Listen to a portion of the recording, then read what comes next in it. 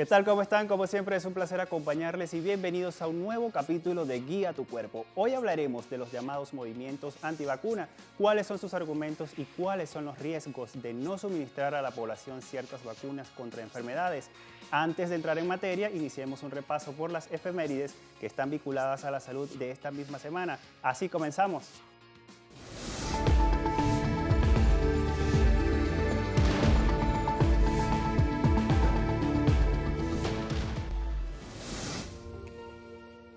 Cada 27 de agosto se celebra el Día del Educador para la Salud.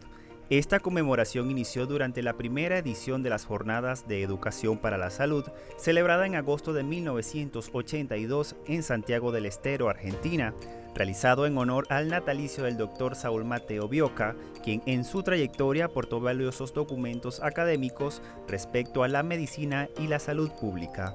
La educación para la salud tiene como plan el desarrollo de procesos participativos, además reflexivos, para pensar y actuar en función del paciente. Entre otros aspectos destacan las condiciones socioculturales y procesos históricos en los cuales se ejerce la medicina.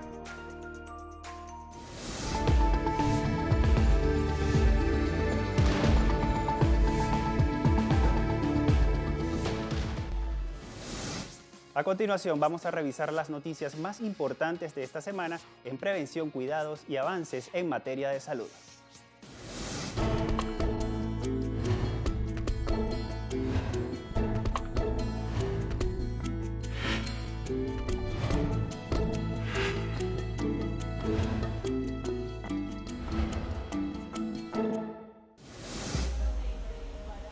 En Australia, una compañía local combina semillas que obtienen del desierto de la zona centro del país. Todo esto con la intención de producir alimentos saludables. Científicos analizan ingredientes como la ciruela cacadu, que mejora de manera natural el pan. Esto se debe a que concentra mayor cantidad de vitamina C que cualquier otra planta en el mundo. Otro de los ingredientes probados para hacer pan es la semilla de zarzo, que actúa como un emulsionante natural, lo que influye en la prolongación de su caducidad.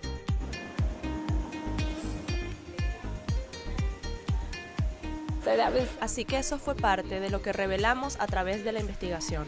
La semilla de zarzo también es un prebiótico para sus intestinos. Lo que ahora están descubriendo es que los prebióticos están realmente conectados al todo, a su microbioma y a su salud en general, y por lo tanto está relacionado no solo con su salud intestinal, sino también con su bienestar mental. El pan está horneado a la perfección. Lo hemos hecho por una razón muy específica, para que podamos enviarlo a las comunidades o que los restaurantes y hoteleros puedan guardarlo en sus congeladores y luego sacarlo para funciones y eventos. Se puede almacenar hasta por 3 meses. Los ingredientes utilizados para este tipo de cocina son producidos y cosechados por los pueblos indígenas de la región. Esto con el objetivo de cambiar el bajo porcentaje de beneficio que obtienen en todo el país las comunidades indígenas.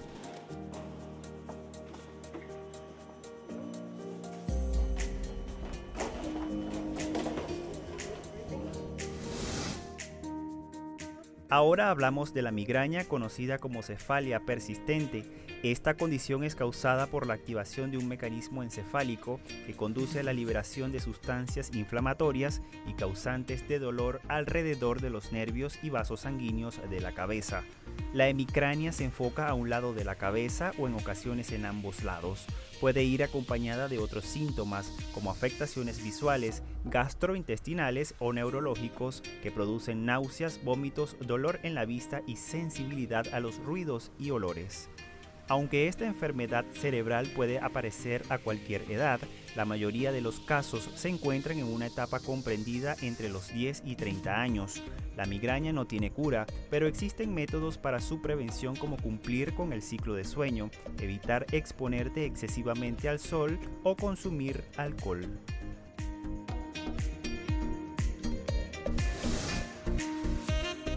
La Organización Mundial para la Salud hizo un llamado de alerta a nivel mundial sobre el brote de sarampión este 2019. Ya se registraron 364.808 casos de muertes. Este organismo internacional también aclaró que los países más afectados son Madagascar con una cifra de 127.000 casos, Ucrania con 54.000 y la República Democrática del Congo con 7.000. Entre las causas de este nuevo brote está la falta de vacunación y concientización. En Nigeria, las autoridades de salud revelaron que la nación africana lleva 3 años sin registrar casos de poliomielitis endémica salvaje. La Organización Mundial de la Salud quiere aprovechar este hito para avanzar en la campaña de la total erradicación de esta enfermedad en todo el continente africano. La polio es una infección viral que ataca el sistema nervioso y que puede causar parálisis irreversible en pocas horas. Los más vulnerables a esta enfermedad son los niños menores de 5 años. Los métodos de prevención ayudan a un alto porcentaje a evitar consecuencias graves.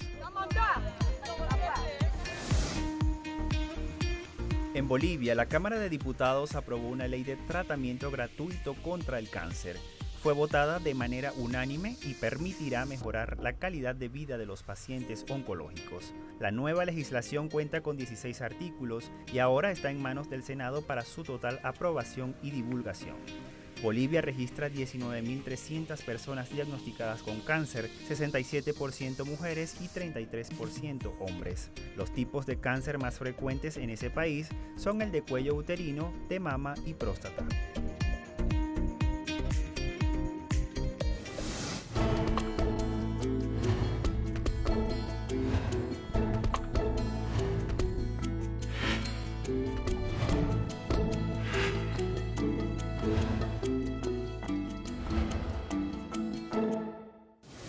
Vamos a hacer nuestra primera pausa. Al regreso, en nuestro tema central de hoy, vamos a profundizar sobre el movimiento antivacuna y todo lo que rodea el establecimiento de estos movimientos. Ya venimos con más de Guía tu Cuerpo.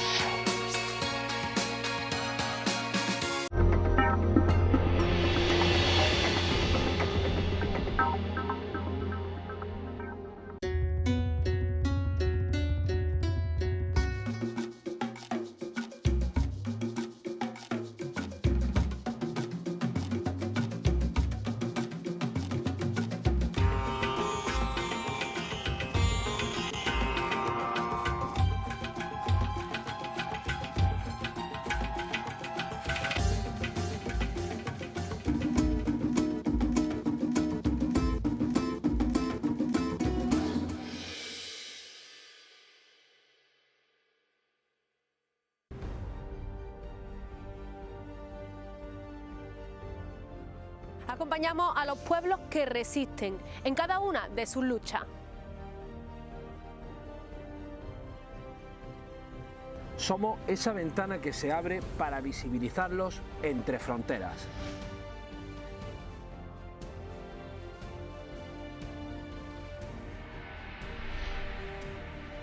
Jueves, solo por Telesur.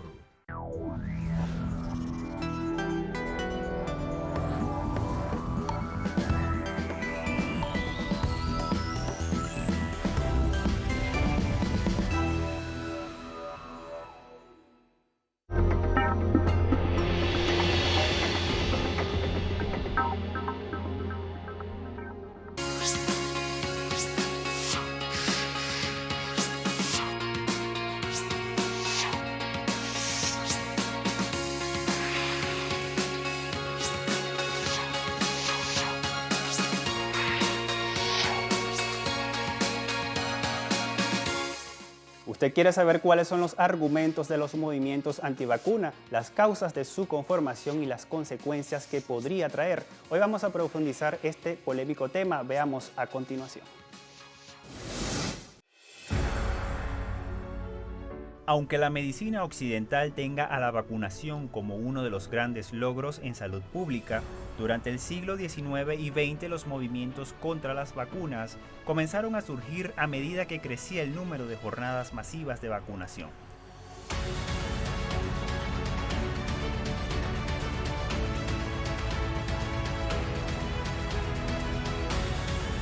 Los críticos comenzaron a tener una fuerte oposición a la vacuna contra la viruela en Inglaterra y Estados Unidos a mediados del siglo XIX. A partir de este hecho histórico se crearon las llamadas ligas antivacunación.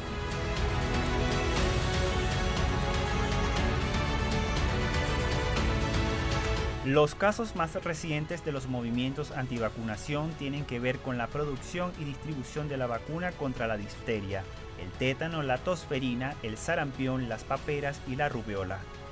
Algunos grupos denunciaron el uso de conservante para elaborar vacunas a base de mercurio y que lleva como nombre timerosal. Pero ¿cuánto hay de razón en estos argumentos? Bueno, ustedes saben que este movimiento antivacunas es casi tan antiguo en realidad como las propias vacunas. Cuando Jenner descubre en realidad la vacunación contra la viruela, ya empezaron movimientos religiosos antivacunas porque decían que el tema de la vacunación era diabólica y que en realidad la enfermedad era una especie de castigo o de prueba que Dios había mandado a los seres humanos. Aumenta la incidencia de los movimientos antivacuna. En los últimos años, en el año 98, sobre todo se produce una inflexión en el tema antivacunas por la publicación de un artículo que salió en el Lancet, ¿verdad? Que es una revista muy prestigiosa y que en realidad es conocida por su rigurosidad científica, en la cual Andrew Wakefield sacó un artículo donde intentaba demostrar que debido a la vacunación antiviral había un aumento de casos de autismo. Lo cierto es que unos años después, este señor, la revista Lancet mismo inclusive pidió disculpas porque se encontró que Wakefield tenía conflicto de intereses.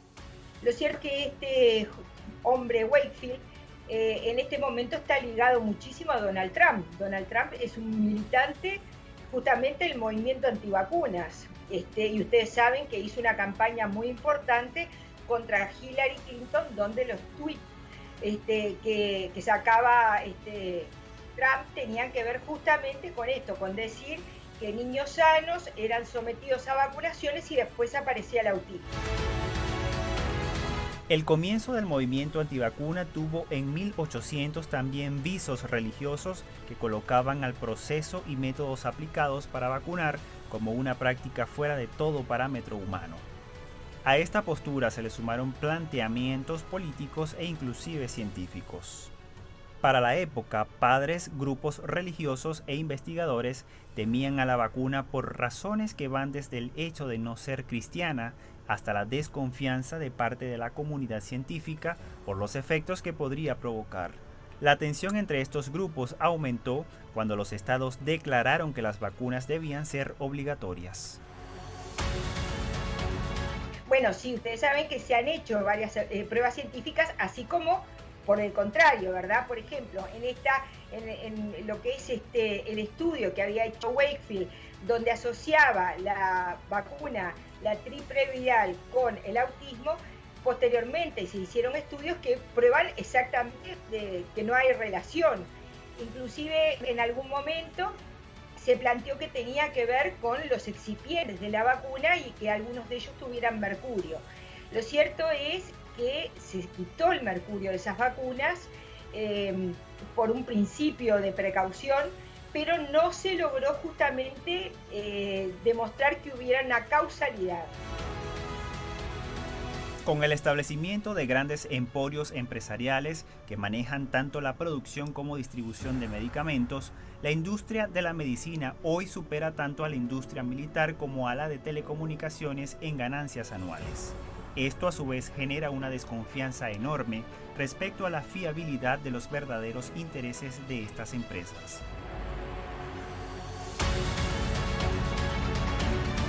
Ahora las personas desconfían de los laboratorios que colocan el interés comercial por encima de la salud, pero en general los laboratorios que producen vacunas son mucho menor que el presentado por el desarrollo y comercialización de otros insumos, como por ejemplo los medicamentos oncológicos.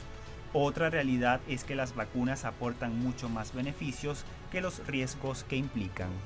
Eres muy valiente. No te muevas, mamacita, ¿ok? Ok, ahí va.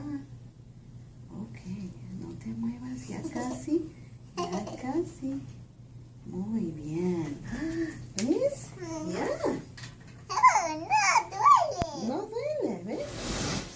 Aunque algunos especialistas consideran que el principal argumento del movimiento antivacuna es religioso, hay quienes sugieren que la desconfianza ante los procesos de vacunación tiene que ver con las prácticas de algunos laboratorios que producen estos medicamentos. Al regreso vamos a seguir indagando sobre este tema, no se aparte, ya volvemos con más.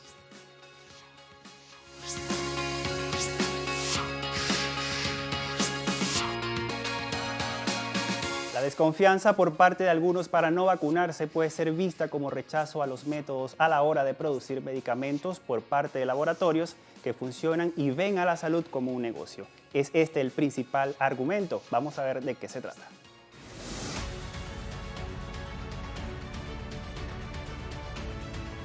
La visión de una medicina mercantilista nace desde aquellos que ven la oportunidad de lucrarse en muy poco tiempo, en detrimento de la ética profesional y responsabilidad que debe imperar cuando una vida es colocada en sus manos. Algunos movimientos antivacuna argumentan el temor ante la posibilidad de que se esté lucrando con sus padecimientos.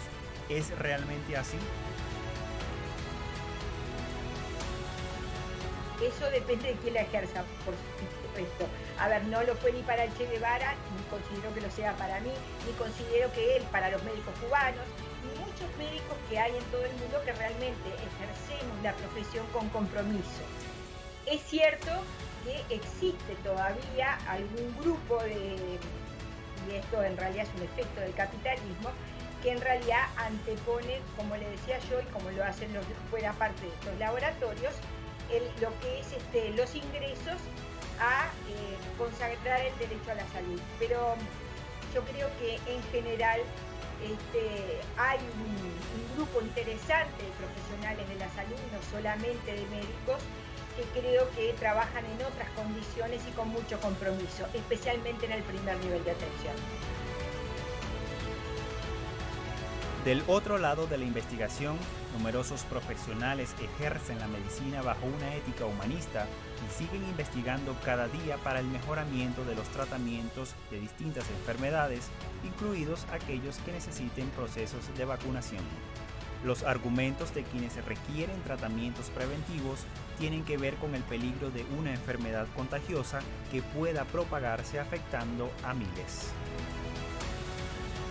Los nuevos brotes de epidemias como el sarampión son adjudicados por especialistas que la población decide abstenerse a recibir las dosis de vacunas.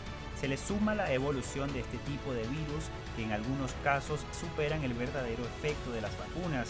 Si esto fuera cierto, ¿cómo podemos solucionarlo?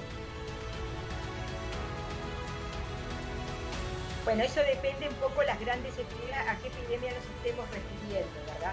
Cuando uno piensa, por ejemplo, en la epidemia de la gripe, que es una epidemia que aparece todos los años, ¿verdad? Y aparece sobre todo en los países que tenemos inviernos, como en este día que es bastante riguroso en Uruguay, en verdad, ustedes saben que lo más importante en este caso son las medidas de higiene, ¿verdad?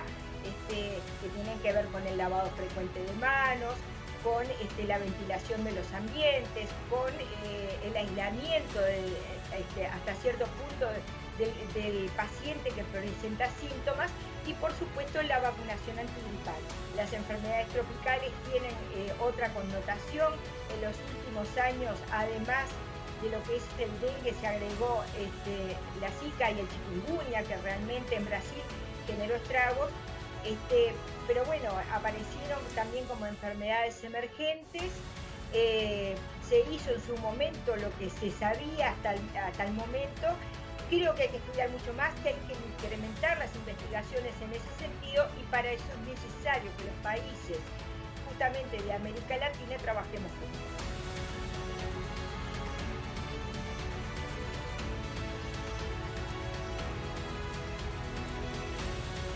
En Uruguay existen algunas pequeñas comunidades religiosas que consideran que vivir en forma natural implica no vacunarse. En realidad no solamente se exponen ellos individualmente, sino que exponen al colectivo. Esos niños van a la escuela, están con otros niños y obviamente al no estar todos los niños vacunados, al disminuir la cantidad de niños inmunizados, aumenta, mejor dicho, desciende la inmunidad de grupo, con lo cual en realidad expone a todo el resto. Depende de qué vacunas estemos hablando, ¿verdad? Pero hay que recordar siempre que cuando hablamos de la viruela, en realidad es la primera enfermedad erradicada efecto de la vacunación.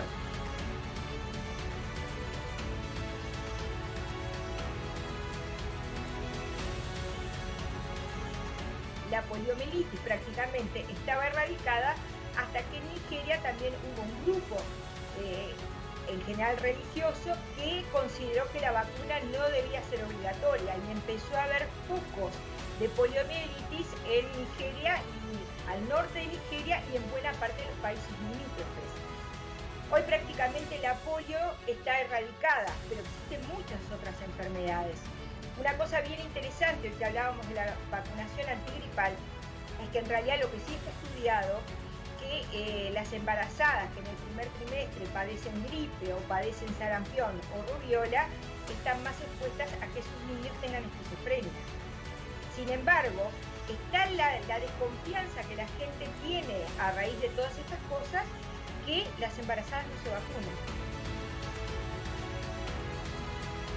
Los debates entre los movimientos anti y pro vacuna crecen y mientras eso ocurre, la medicina ofrece resultados extraordinarios en varios ámbitos. En cuanto a la vacunación, las investigaciones no cesan y dentro del sector existen profesionales que ejercen con ética. Por eso agradecemos a la doctora Susana Muñoz por ayudarnos a mostrar un contraste entre dos visiones antagónicas.